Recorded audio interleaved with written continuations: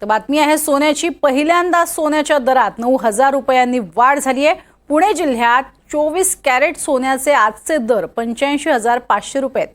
GST मिळून 22 crate सोन्याचे दर हे 77,000 रुपये जीएसटी मिळून आलेले आहेत। तर सोन्याच्या दरात इतकी वाढ का झाली आहे? भविष्यात सोन्याच्या दरात अधिक वाढ होणार असली तरी ग्राहक सोने खरेदीला पसंती का देत आहेत?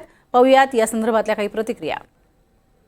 पुणे जिल्ह्यातील सराफी बाजारामध्ये मोठ्या प्रमाणावरती सोन्याच्या भावामध्ये वाढ झाल्याचे एकूणच पाहायला मिळते। 24 कॅरेट सोन्याचा सध्याचा दर पाहिला तर त्यामध्ये 9,000नी वाढ झाली। सध्या सोनं 85,500 इतक्यावरती 24 कॅरेट हे पोचले, तर 22 कॅरेट सोने हे 77,000 पर्यंत पोचले। नक्की या सोन्याच्या दरांमध्ये का वाढ झाली? एकूणच पुढं भविष्यात या सोन्याच्या दरांमध्ये अशीच वाढ होणार का? या संदर्भात आपण जाणून घ्या। आपल्यासोबत रांका ज्वेलर्सचे काही प्रतिनिधी काय सांगाल? एकंदरीत मागील 10 वर्षाचा विचार केला तर आज पहिल्यांदाच एवढ्या मोठ्या प्रमाणात वाढ होताना दिसते।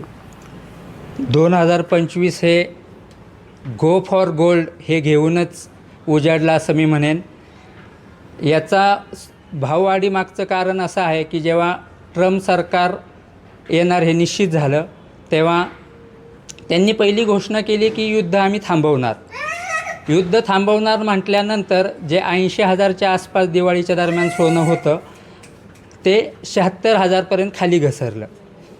आणि ते झाल्यानंतर जेव्हा ट्रम्प सरकार आता त्यांनी पदभार स्वीकारला तेव्हा ते युद्ध थांबवण्यावर लक्ष देणार की टेरिफ वाढवणार यावर साऱ्या जगाचं लक्ष होतं। पण युक्रेनचा विचार करता युद्ध थांबण्याची शक्यता खूप धुसर दिसत होती। तेव्हा ट्रम्पनी आपलं टेरिफ कार्ड चालवलं आणि टेरिफ कार्ड चालल्यामुळं USD कमी झाला आणि सोन्याचे दर हे वाढले। आणि या डिसेंबर अखेरचा विचार करतात 2025च्या सोनं 95 ते 1 लाखाच्या घरात जाईल।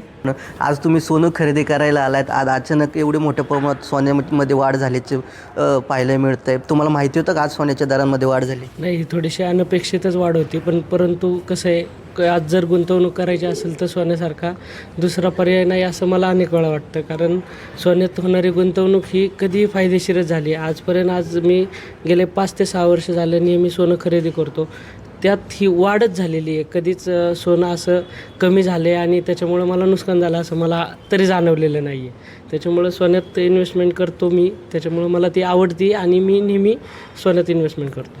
आपण पाहिलं तर सोन्याच्या भावामध्ये वाढ झाली असली तरी सोन्यामध्ये गुंतवणूक करणं कधीही चांगलं असं या ग्राहकांचं म्हणणं आहे। सूरज कसबे, NDTV मराठी, पिंपरी चिंचवड।